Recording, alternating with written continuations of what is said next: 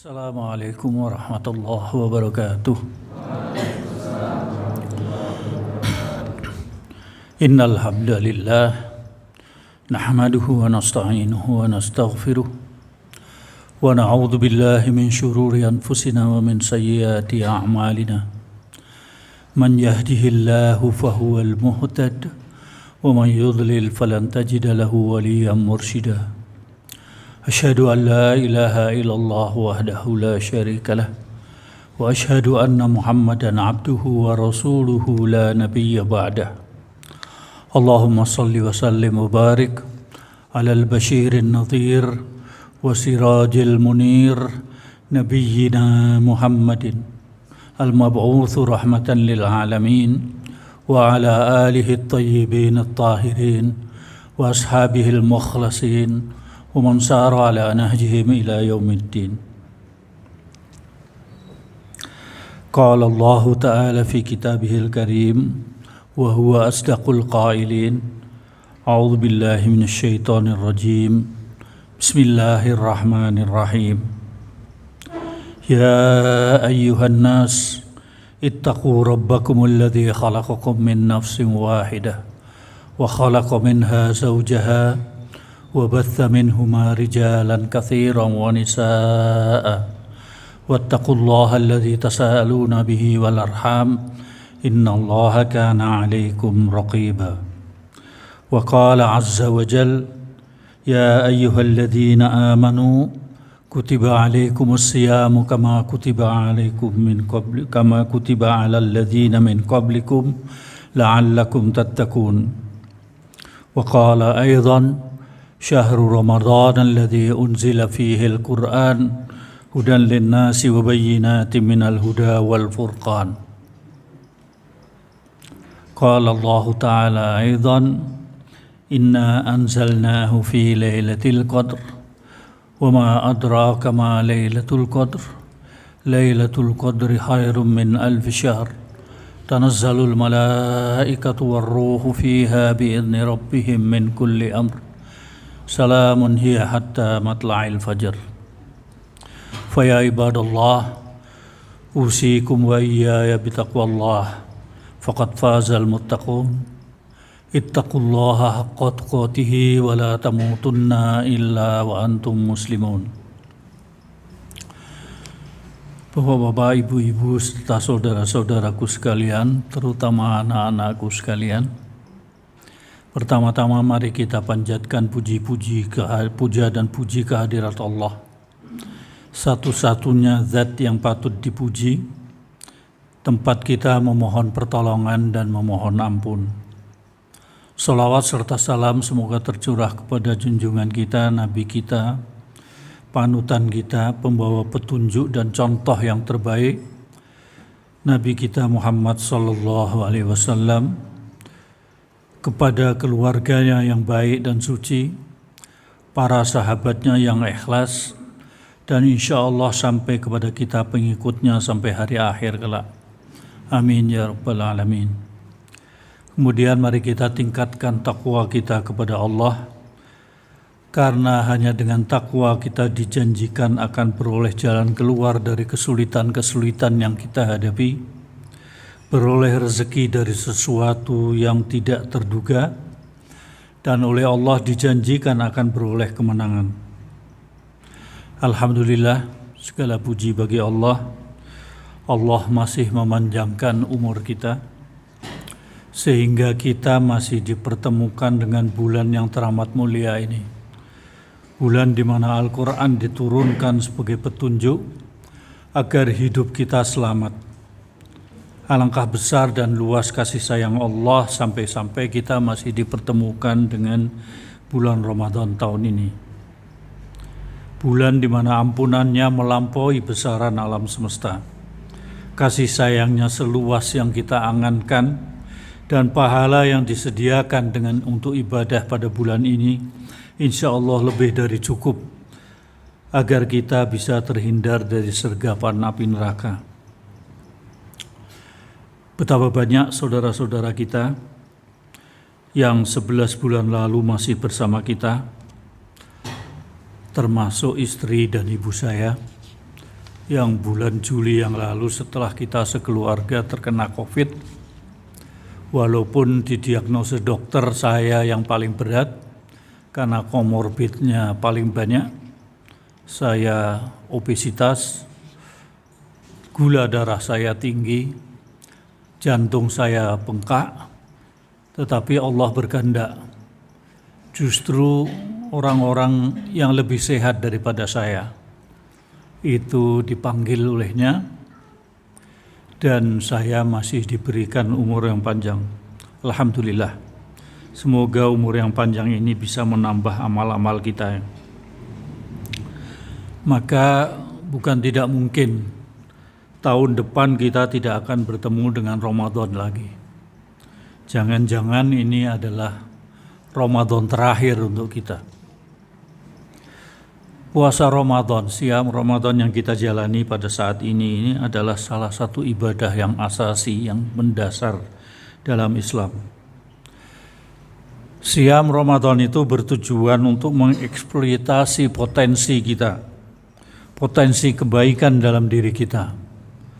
Puasa yang tidak melahirkan perilaku terpuji setelah kita menjalaninya akan tidak bernilai apa-apa. Nabi SAW bersabda yang artinya, siapa yang tidak meninggalkan perkataan dan perbuatan dusta, maka Allah sama sekali tidak membutuhkan lapar dan haus yang dia tahan dalam puasanya. Hadis riwayat Bukhari. Bapak-bapak, ibu-ibu, dan saudara-saudara sekalian yang saya hormati, terutama adik-adikku sekalian,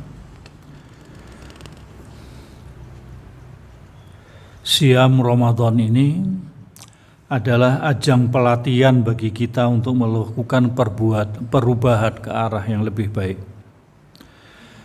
Dengan siam Ramadan, kita meyakini bahwa tidak ada yang bisa luput dari penglihatan Allah, sehingga kita bisa lebih mengontrol nafsu kita. Siam Ramadan adalah skenario Allah yang didesain agar kita memiliki ruang dan waktu untuk menegosiasikan berbagai kemungkinan yang dipersiapkan Allah, agar kita dapat memperbaharui persaksian atau iman kita kepadanya.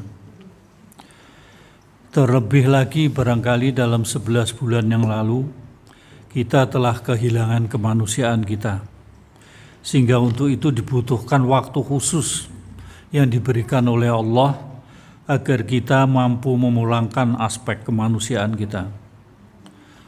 Manusia sejatinya adalah yang memaklumi fungsi penciptaannya. Kita diciptakan oleh Allah itu hanya untuk beribadah kepadanya. Kita diciptakan Allah agar dapat menanam kebaikan demi kebaikan, demi kehidupan sesudah kehidupan di atas bumi ini. Saya dihubungi untuk katanya ceramah mengenai nuzul Al-Quran.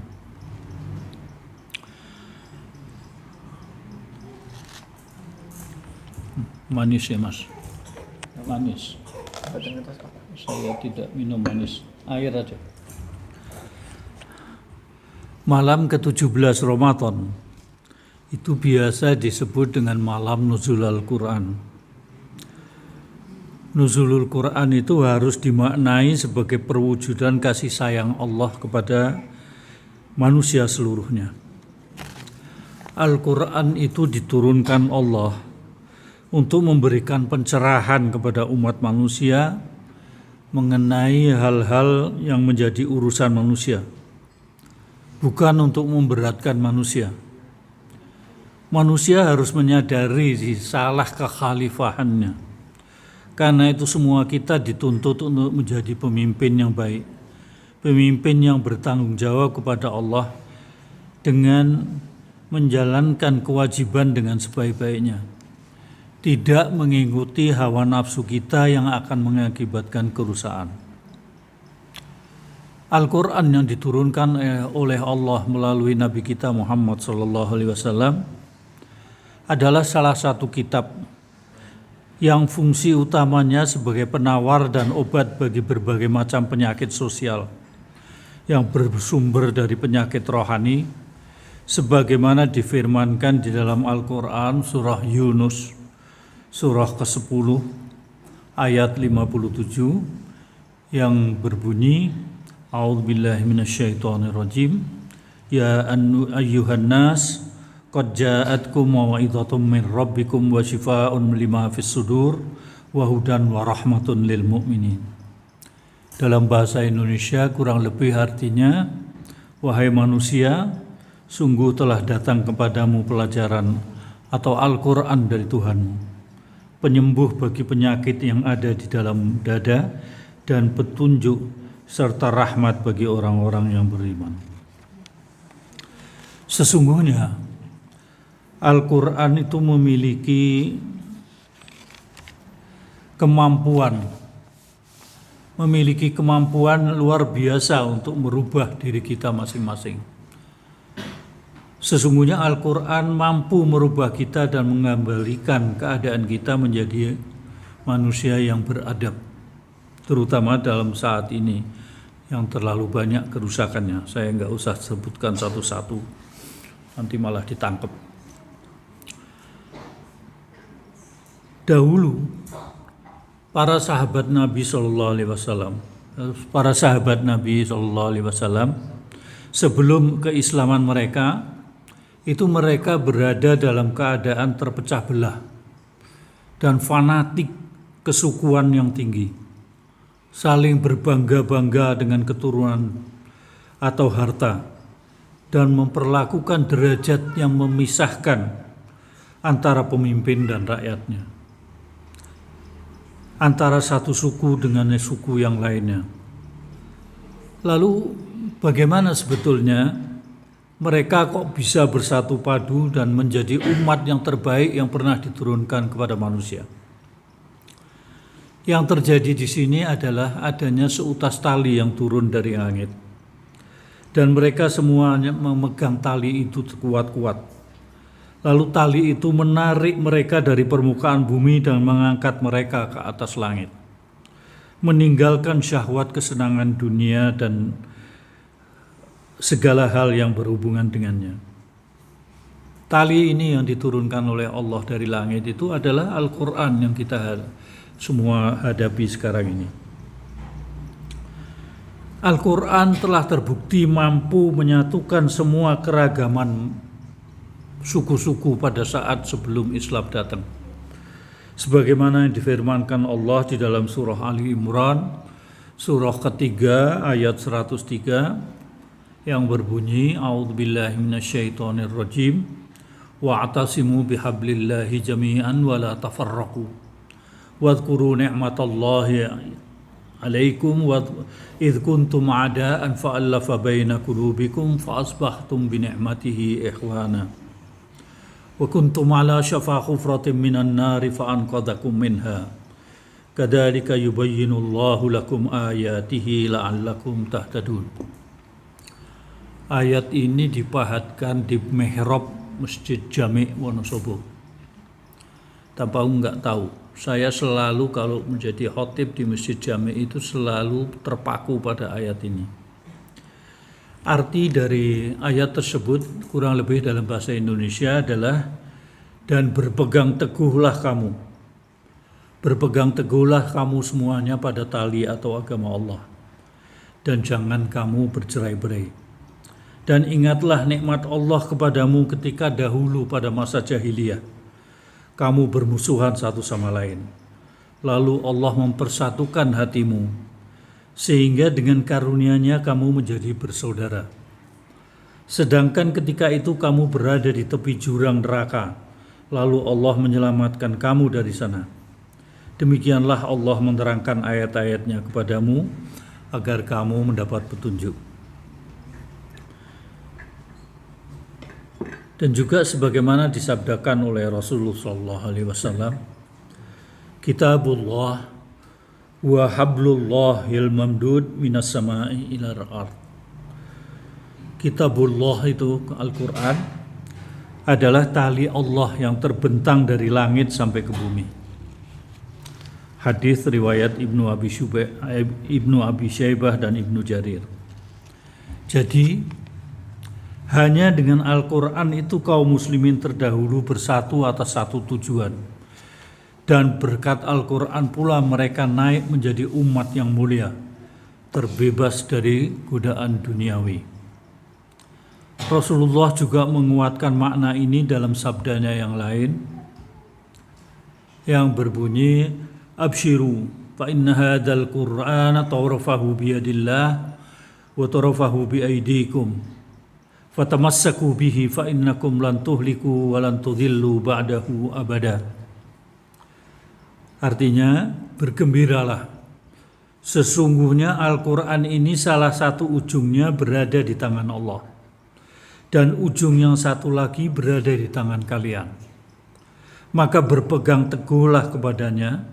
Sesungguhnya kalian tidak akan binasa dan tidak akan tersesat setelahnya sama sekali. Hadis riwayat At-Tabrani. Ketika generasi para sahabat itu berpegang teguh pada tali Allah yang kuat dan mereka mengikuti cahaya kitab yang nyata, bersatulah pendapat dan visi mereka. Allah lalu menjadi puncak keinginan dan tujuan mereka. Maka Allah pun memenuhi janjinya kepada mereka dan menguatkan kedudukan mereka di muka bumi. Ketika umat ini meninggalkan Al-Quran dan memunggunginya, tidak care atau tidak peduli dengannya, terjadilah bencana, terjadilah kekalahan dan kesengsaraan. Dari sini menjadi jelas bagi kita bahwa titik permulaan yang harus kita mulai agar terwujud perubahan internal yang diharapkan, perubahan dari dalam diri kita sendiri itu adalah kembali kepada Al-Quran. Namun kembali di sini jangan disalahartikan, bukan hanya berarti mencetak para hufadz, penghafal Al-Quran dalam jumlah besar. Juga bukan berarti hanya membaca Al-Quran tanpa merenungi maknanya. Atau menggantungkan ayat-ayat Al-Quran sebagai hiasan kaligrafi di dinding rumah-rumah kita. Atau sekedar menjadikan Al-Quran itu sebagai bacaan pembuka pada rangkaian acara sebuah kegiatan. Tapi yang dimaksud dengan kata kembali kepada Al-Quran itu masuk ke daerah pengaruh Al-Quran. Dan benar-benar menginginkan mukjizat Al-Quran agar benar-benar terwujud perubahan yang diharapkan. Allah Subhanahu wa taala berfirman dalam Al-Qur'an surat An-Nisa surah keempat ayat 174 dan 175 yang berbunyi, A'udzubillahi minasyaitonirrajim, ya ayyuhan nas qad ja'akum burhanum mir rabbikum wa anzalna ilaikum nuram mubina fa ammal ladzina amanu billahi wa atasamu bihi fasayudkhiluhum fi rahmatin minhu wa fadlin wa yahdihim ilaihi siratan mustaqima. Kata Allah, wahai manusia, sesungguhnya telah sampai kepadamu bukti kebenaran dari Tuhanmu, yaitu Nabi Muhammad dan mukjizatnya. Dan telah kami turunkan kepadamu cahaya yang terang benderang, yaitu Al-Quran. Adapun orang yang beriman kepada Allah dan berpegang teguh kepada agamanya, maka Allah akan memasukkan mereka ke dalam rahmat dan karunia darinya dan menunjuki mereka jalan yang lurus kepadanya.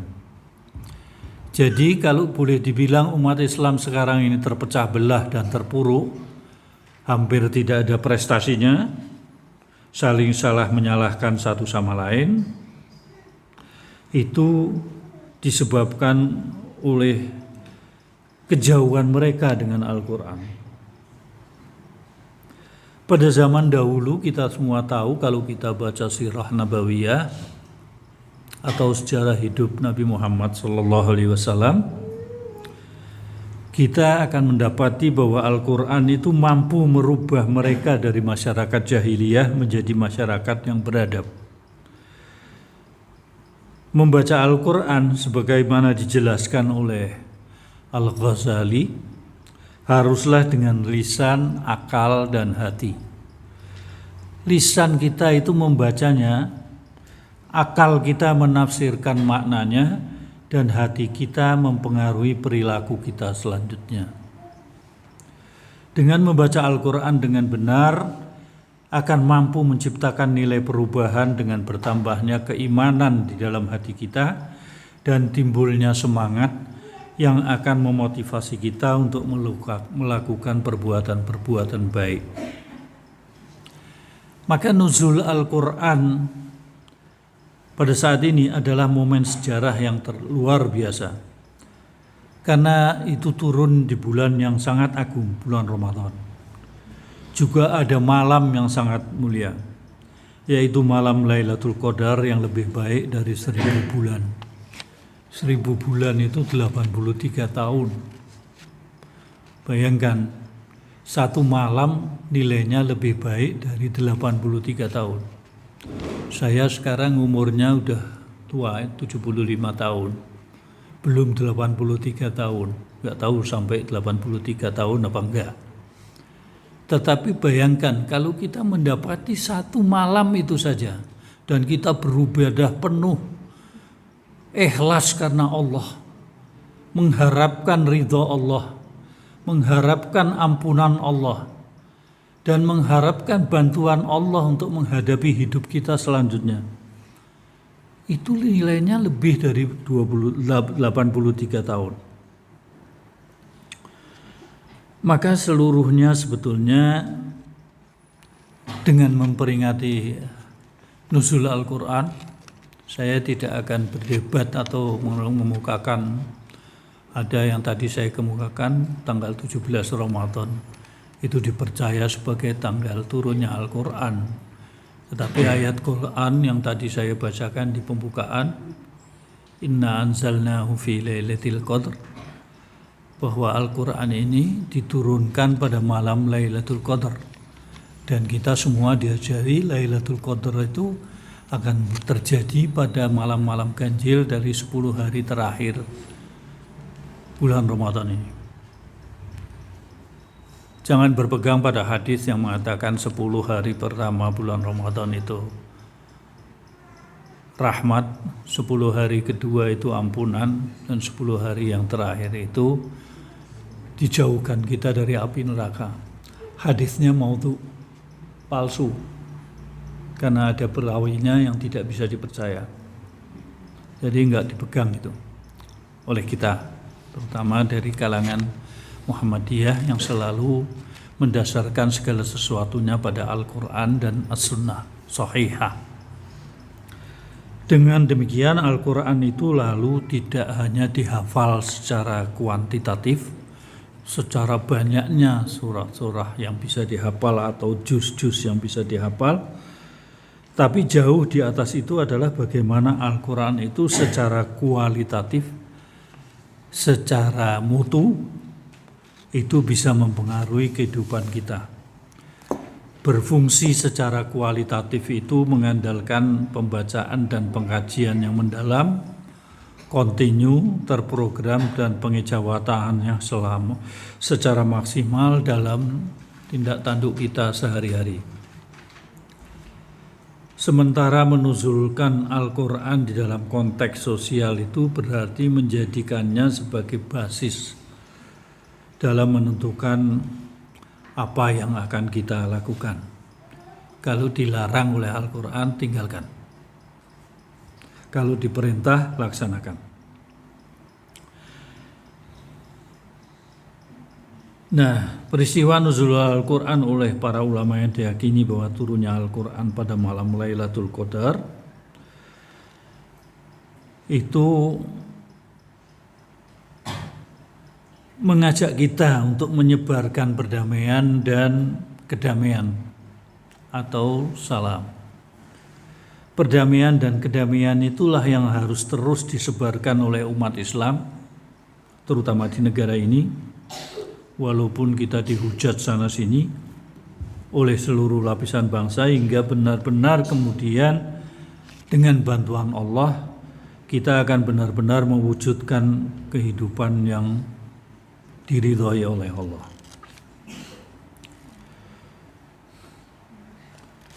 Janganlah kita menjadi seseorang atau umat yang digambarkan dalam keluhan Nabi Muhammad SAW, yang dimuat juga di dalam Al-Quran, surah Al-Furqan, surah ke-25, ayat ke-30, Nabi mengeluh. Ayat tersebut berbunyi, A'udzubillahi minasyaitonirrajim, wa qala ar-rasulu ya Rabbi inna qaumi ittakhadha hadzal qur'ana mahjura. Artinya, dan Rasul kita Muhammad SAW mengeluh, ya Tuhanku, sesungguhnya kaumku telah menjadikan Al-Quran ini diabaikan. Al-Quran ini sebetulnya adalah manual kehidupan kita. Kalau kita membeli alat-alat elektronik seperti TV atau kulkas atau yang lain-lain, maka kita biasanya diberikan buku petunjuk penggunaan. Kalau kita mau mempelajari dan menjalankan semua petunjuk yang ada di buku tersebut, maka dapat dipastikan kendaraan atau peralatan itu akan berfungsi dengan baik. Sebaliknya, kalau kita mengabaikan buku petunjuk itu, maka peralatan kita tidak akan berfungsi dengan baik atau rusak. Saya kira saya tidak ingin memperpanjang. Tadi saya tanya sama Pak Bambang Wen, berapa lama biasanya? Setengah jam, ini udah setengah jam. Maka saya ingin menutup saja. Akhirnya mari kita tutup kajian kita pada malam ini dengan bersama berdoa mohon petunjuk dan kasih sayang Allah Subhanahu wa taala. A'udzubillahi minasyaitonirrajim. Bismillahirrahmanirrahim. Alhamdulillahirabbil alamin. Hamdan yuwafi ni'amahu wa yukafi mazidah. Ya Rabbana lakal hamdu li jalali wajhikal karim wa azimi sultanik. Allahumma salli wa sallim wa barik ala nabiyyina Muhammad wa ala alihi wa ashabihi wa ala tabi'in wa tabi'it tabi'in wardu anna ma'ahum birahmatika ya arhamar rahimin. Allahumma ighfir lil mu'minin wal mu'minat wal muslimin wal muslimat al ahya'i minhum wal amwat innaka sami'un qaribun mujibud da'awat. Ya Allah, kami berlindung kepadamu ya Allah dari godaan syaitan yang terkutuk. Dengan nama-Mu ya Allah yang Maha Pengasih lagi Penyayang, segala puji bagimu ya Allah, penguasa seluruh alam. Pujian atas segala nikmat dan seluruh petunjuk-Mu. Ya Allah, berilah sholawat, keselamatan dan barokah-Mu kepada Nabi kami Muhammad SAW, kepada keluarganya, para sahabatnya, dan orang-orang yang mengikutinya. Dan ridhoilah kami bersama mereka ya Allah dengan rahmat-Mu wahai Zat yang Maha Pengasih.